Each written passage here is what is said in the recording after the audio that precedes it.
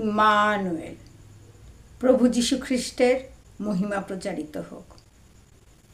স্বর্গস্থ পিতা, পুত্র, পবিত্র আত্মার নামে আমেন।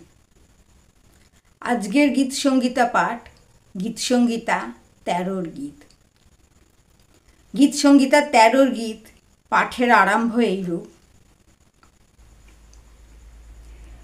কত কাল সদাপ্রভু আমাকে নিয়ত ভুলিয়া থাকিবে, কত কাল আমা হইতে তোমার মুখ লুকায়িত রাখিবে, কত কাল আমি প্রাণের মধ্যে ভাবনা করিব, চিত্তের মধ্যে বিষাদকে দীনমানে রাখিব, কত কাল শত্রু আমার উপরে উচ্চ থাকিবে।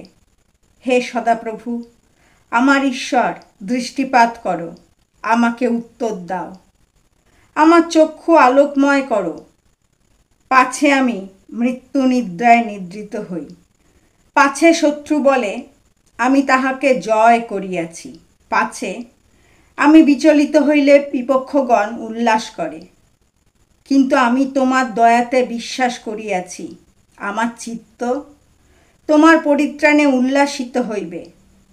আমি সদাপ্রভুর উদ্দেশ্যে গীত গাহিব, কেননা তিনি আমার মঙ্গল করিয়াছেন।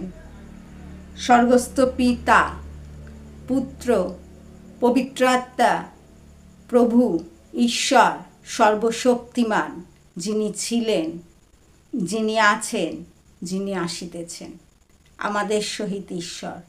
আমেন।